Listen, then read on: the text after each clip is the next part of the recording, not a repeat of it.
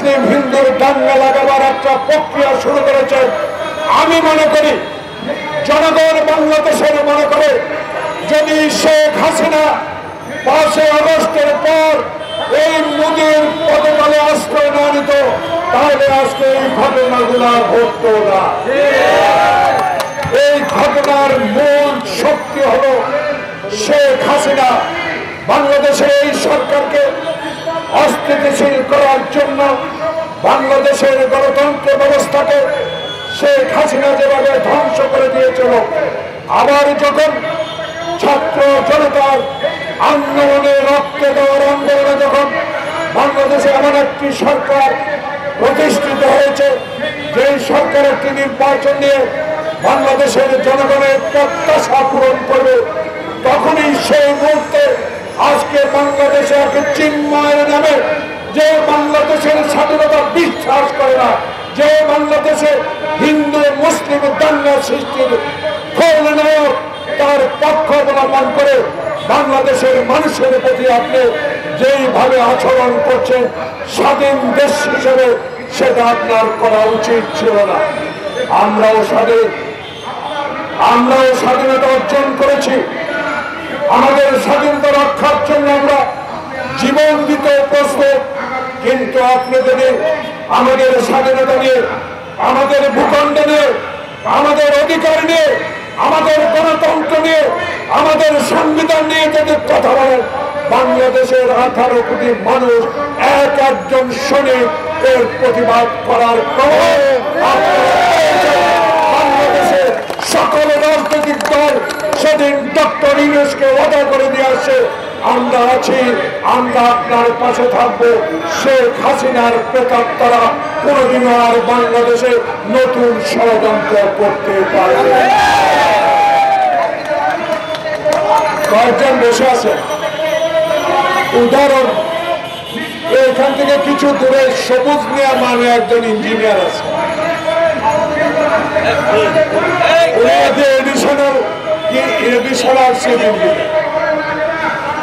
অবায়দুল কাদেরের চামচা। একটা উদাহরণ দেয় যে কোটি কোটি টাকা এই সড়ক ভবনে লুট করেছে, সে এখনো বহাল তবিয়তে বাংলাদেশে আরো বড় একটা প্রকল্পের পিপি নিয়োগ হয়েছে। বন্ধুরা, তাই সরকারকে অস্থিতিশীল করার জন্য আবারও ষড়যন্ত্র শুরু হয়েছে। তার ইঙ্গিত বহন করে আগরতলায় আমাদের দেখতে হয় কৌশলকে আক্রমণ করা। তাই আজকে আমরা বলতে চাই, আমাদের ইউনিটি, আমাদের ঐক্য কোনোদিনও আর ভাঙতে পারবেন না শেখ হাসিনা এবং ভারত। ভারত যদি আপনি আপনার কথা এখনো সরিয়ে না নেন, এখনো যদি বাংলাদেশের মানুষের প্রতি আপনার সম্মান প্রদর্শন না করার, মাওলানা ভাসানীর সেই কথা আবার স্মরণ করে দিতে চাই।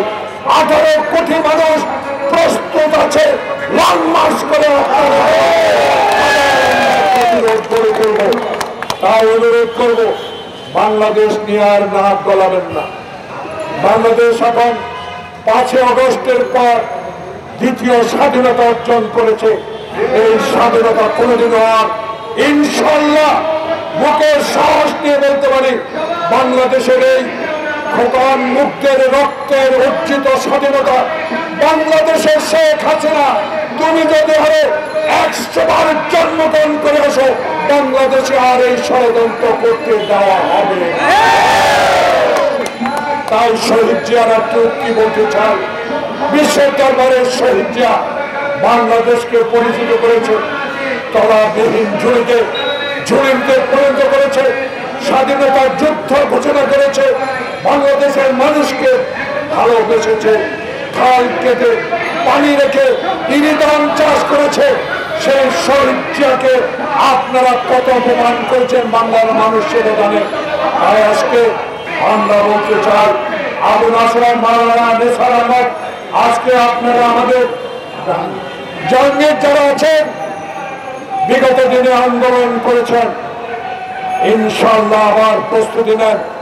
বাংলাদেশের জাতীয়তাবাদী শক্তি তারেক রহমান এখনো জীবিত, জিয়া এখনো জীবিত, সকল ষড়যন্ত্র মুখে করে ইনশাআল্লাহ আল্লাহ পাক খালেদা জিয়াকে এখনো বেঁচে রাখিয়েছে। তাই আপনাদের কাছে বলতে চাই, এখনো দয়া করে বিএনপিকে আন্ডার এস্টিমেট করবেন না।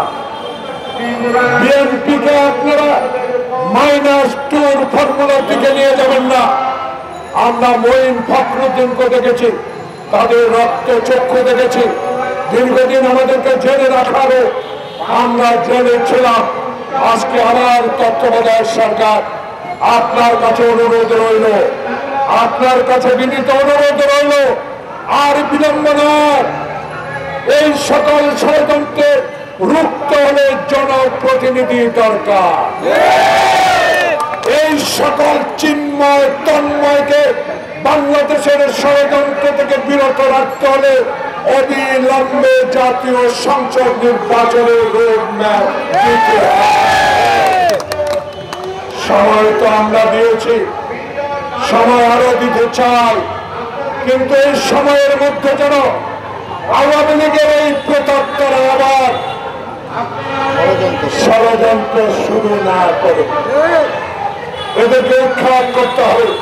তাই আজকে আমরা বলতে চাই, আসুন, যে ঐক্য আমরা সৃষ্টি করেছি, যে ঐক্য ছাত্র জনতার রক্ত দিয়ে সৃষ্টি হয়েছে, সে ঐক্য অটুট থাকবে। বাংলাদেশে গণতন্ত্র হবে, দিনের ভোট দিনে হবে ইনশাআল্লাহ। তারেক রহমানই বাংলাদেশের প্রধানমন্ত্রী হবে। অস্ত্রের মামলাও তো দিয়েছেন, গ্রেনেড হামলার মামলাও দিয়েছেন, খালেদা জিয়াকে বিনা কারণে সাজাও দিয়েছেন, কিছুই করতে পারেন না। কোকোকে দোষ দিয়ে তাকে পৃথিবী থেকে বিদায় করে দিয়েছেন। খালেদা জিয়া আসতেন ছোট পুত্রকে, সকল কিছু আমরা জানি। খালেদা জিয়াকে আপনারা কারণ বাজারে মেয়র ইলেকশনের সময় পরিকল্পিতভাবে হত্যা করার ষড়যন্ত্র করেছিলেন। রাখে আল্লাহ মারকে এখন খালেদা জিয়া বাংলাদেশে, তারেক রহমান বাংলাদেশে আসবে, শেখ হাসিনা আপনি পলাতক আসামি। আপনার যদি লজ্জা হতো,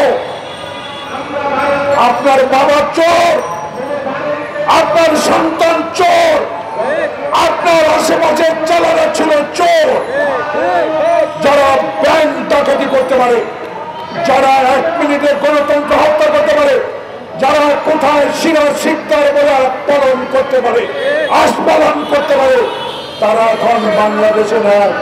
400 কোটি টাকা খরচ করে বাবার মূর্তি বানিয়েছিলেন, একটা মূর্তি আছে? যারা বলেছে খেলা হবে, তারা এখন আর নাই। যারা বলেছে তারা আমরা পলাই না, কিন্তু তারা সুটকেস নিয়ে পালাইয়া গেছে। তাই আমাদের সাহস, 16 বছরের সাহস, আরো দ্বিগুণ সাহস নিয়ে আমরা ডক্টর ইউনূস আপনার সাথে আছি, থাকবো। তবে দাবি একটাই, সচ্ছলভাবে আমার ভোট আমি দিতে পারি, এর মাধ্যমে একটি নির্বাচনের তারিখ অবিলম্বে ঘোষণা করুন। আল্লাহ হাফেজ।